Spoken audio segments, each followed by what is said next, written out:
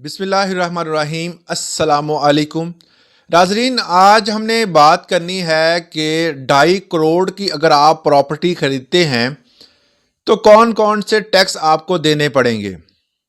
पिछली वीडियो में मैंने 1 करोड़ की प्रॉपर्टी के हवाले से डिटेल्स दी थी, मगर उसमें कुछ कन्फ्यूज़न थी। कुछ दोस्तों ने ये कहा कि आप इसको रिटर्न फॉर्म में बता दें या आप क्लियर कर दें कि टैक्स बेसिकली देने कितने होते हैं। बहुत सारे दोस्तों के सवाल थे, तो सोचा अब कैलकुलेशन के हिसाब से 2.5 करोड़ की प्रॉपर्टी पर जो टैक्सेस हैं उनका मैं आपको बता दूं और बड़ी तसल्ली से और आराम से मैं आपको क्लियर करूंगा कि आपने किस तरह जो है वो इस कैलकुलेशन को निकालना है। पहले मैं आपको बता दूं कि टैक्स बेसिकली लगने कौन से हैं। जब भी कोई प्रॉपर्टी आप खरीदते हैं तो उसमें 3 किस्म के टैक्स होते हैं। पहला टैक्स जो होता है वो स्टाम्प ड्यूटी की मद में होता है, दूसरा टैक्स टीएमए लेती है, तीसरा टैक्स एफबीआर लेती है। तीनों टैक्स जो होते हैं वो आपने जमा करवाने होते हैं। आप गवर्नमेंट को उस हवाले से पैसे देते हैं और उसकी मद में आपको एक ऑथेंटिक डॉक्यूमेंट मिलता है, वो प्रॉपर्टी का होता है। अब यहां पर हमने 1.5 करोड़ की प्रॉपर्टी खरीदनी है, तो पहले मैं आपको बता दूं कि टैक्स कितने हैं, फाइलर के लिए कितने हैं, नॉन फाइलर के लिए कितने हैं। अक्सर दोस्त ये सवाल करते हैं कि क्या नॉन फाइलर प्रॉपर्टी खरीद सकता है। जनाब, खरीद सकता है, बेच सकता है, कारोबार कर सकता है। नॉन फाइलर जो है वो हर काम कर सकता है। कि नॉन फाइलर को मुलजम नहीं है कि उसके ऊपर ये जो है वो पाबंदी लग गई है, मगर इसमें थोड़ा सा ये मसला होता है कि उसको टैक्स जरा ज्यादा देने पड़ते हैं। अक्सर औकात टैक्स की वीडियोस देख के लोग जो है वो परेशान हो जाते हैं, पता नहीं जो नॉन फाइलर हैं उनके लिए साथ क्या होने वाला है। ऐसा कुछ नहीं होगा। थोड़ी बहुत पाबंदियां उन पे हैं जो अरबपति हैं, करोड़पति हैं। मगर अगर आप कारोबार करते हैं और आप टैक्स ना भी, अगर आप कहते हैं कि फाइलर ना भी हो, तो अब भी आप कारोबार कर सकते हैं। अब वो 3 किस्म के टैक्स कितने कितने हैं, फाइलर के लिए कितने हैं, नॉन फाइलर के लिए कितने हैं, मैं आपको पहले डिटेल बताऊंगा, फिर कैलकुलेशन की तरफ चलते हैं। पहला टैक्स होता है स्टाम्प ड्यूटी। स्टैम्प पेपर आपने खरीदने होते हैं। अब वो कितने खरीदने होते हैं। अगर आप खरीदार हैं, आप प्रॉपर्टी खरीद रहे हैं, तो आपने 1% टैक्स अदा करना है शहर में। शहर में प्रॉपर्टी होने का फायदा ये होता है कि टैक्स की रेशो जो होती है वो 1% होती है। अगर आप वही प्रॉपर्टी आप खरीदते हैं गांव में या दही इलाके में, तो आपको 3% टैक्स देना पड़ता है स्टाम्प ड्यूटी की मद में। अब इसका जो कैलकुलेशन ये की हुई है इन्होंने, ये शुरू से चल रही है, तो इन्होंने उस हिसाब से बताई हुई है। और ये शहर और देहात, इसका डिफरेंस कैसे पता चलेगा। ये गवर्नमेंट ने इसकी कैलकुलेशन की हुई है कि ये फलां इलाके जो है वो दही इलाके हैं, फलां इलाके जो है वो शहर में आते हैं। अब चलते हैं, दूसरा टैक्स जो है वो है टीएमए का टैक्स। टीएमए का टैक्स जो होता है तहसील म्यूनिसिपल कॉरपोरेशन या एडमिनिस्ट्रेशन जो होती है, ये टैक्स लेती है। इसका टैक्स दोनों का सेम होता है, चाहे वो गांव का हो चाहे वो शहर का हो। वो होता है 1%, मतलब 1% टैक्स होता है। और 1% टैक्स स्टाम्प ड्यूटी, मतलब टोटल टैक्स कितना हो गया, 2%। अब करते हैं एफबीआर। फीसद मैं इसलिए बता रहा हूं, बहुत सारे दोस्त कहते हैं जी आप परसेंट बोलते रहते हैं, फीसद नहीं कहते। आगे है जी, अगर एफबीआर का टैक्स जो होता है, एफबीआर के टैक्स में 2 तरह का टैक्स और भी इसको जो है वो हमने अलग अलग कर लिया है।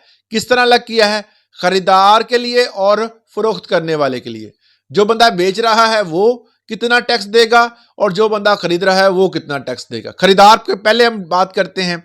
खरीदार जो है वो अगर फाइलर है तो वो फाइलर होने की सूरत में 3% टैक्स अदा करेगा, और अगर वो नॉन फाइलर है तो वो करेगा 10.5% टैक्स।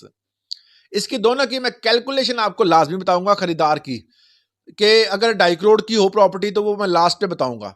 दूसरे नंबर पर है कि अगर कोई बंदा फरोख्त करता है प्रॉपर्टी, तो वो एफबीआर का कितना टैक्स देगा। विद होल्डिंग तो उसने देना ही देना है। अगर वो फाइलर होगा तो वो विद होल्डिंग टैक्स देगा 3%, और अगर वो नॉन फाइलर होगा तो वो देगा 6% टैक्स। ये है टैक्स की जो बंदा फरोख्त कर रहा है उसके लिए। और एक टैक्स होता है 7E। अगर आप रजिस्ट्री के टाइम पे टैक्स 7E का मतलब टैक्स सर्टिफिकेट होता है, अगर वो आप जमा करवा देते हैं तो इससे आपका छुटकारा हो जाता है, वरना 1% आपने वो भी देना होता है। मोस्टली जमा हो जाता है तो उसमें एग्जेम्पशन मिल जाती है। अब बात करते हैं हम कैलकुलेशन की तरफ से। 2.5 करोड़ की प्रॉपर्टी पर टैक्स फाइलर के लिए, अगर वो खरीदार है, खरीदार पे मेन जो होते हैं वो टैक्स होते हैं, तो पहले हम उसकी बात कर लेते हैं। खरीदार जो है वो सबसे पहले नंबर 1 पे 2.5 करोड़ की प्रॉपर्टी है, नंबर 1 पे जो टैक्स है स्टैंप ड्यूटी 1%। उसके बाद दूसरे नंबर पर टैक्स है टीएमए का टैक्स, वो भी 1% है, मतलब 2 हो गया, 2% हो गया। और इसके साथ एफबीआर का टैक्स है, फाइलर है तो कितने हो जाएंगे, 3%। तो दोनों को मिला के 3 और 1 4 और 1 5, तीनों मिलकर 5% टैक्स बनता है। अब 2.5 करोड़ की प्रॉपर्टी की कैलकुलेशन लगाई जाए तो ये तकरीबन 12,50,000 टैक्स बनता है। बड़ा आसान बता दिया है। स्टैंप ड्यूटी 1% और टीएमए फीस 1% और 3% कितनी होगी, वो एफबीआर की फीस, टोटल 5%। 5% की क्वेश्चन 2.5 करोड़ की प्रॉपर्टी पर कितना होगा, 12,50,000। ये तो हो गई फाइलर की। अब नॉन फाइलर की मैं आपको क्लियर कर दूं कि अगर वो बंदा नॉन फाइलर है तो स्टैंप ड्यूटी जो है वो उसकी 1% ही रहेगी और इसके साथ टीएमए की फीस जो है वो भी 1% रहेगी, मगर तब्दीली आएगी एफबीआर के टैक्स में। एफबीआर का टैक्स जो होगा वो हो जाएगा 10.5%। तो टोटल अगर कैलकुलेशन की जाए तो बनती है 12.5%, 12.5% जो है इसकी कैलकुलेशन बनेगी। अब 2.5 करोड़ का टैक्स कितना होगा, तकरीबन 31,25,000 रुपए। ये है टैक्स की कैलकुलेशन। तो 2.5 करोड़ की प्रॉपर्टी खरीदने से पहले अगर आप फाइलर होते हैं तो फायदा है, नॉन फाइलर होते हैं तो हिसाब लगा लें, तकरीबन डबल समझ लें कितना टैक्स आपको देना पड़ता है। इसके अलावा कैलकुलेशन निकालने का फार्मूला मैं आपको बता देता हूं, बड़ा आसान है। फाइलर के लिए जो है वो आपका कैलकुलेशन होगा, आपकी मतलब जो रकम होगी, जो रेट आपका होगा उसमें से आपने फाइलर के लिए 5% है टोटल जो है, और नॉन फाइलर के लिए 12.5% है। इसके अलावा गेन जो है वो तो जो फरोख्त करिंदा उसने देना ही देना है, वो गेन टैक्स देगा अपने हिसाब से जो उसने गेन किया होगा। 7E का एग्जेम्प्ट हो जाता है सर्टिफिकेट जमा करवाने के बाद।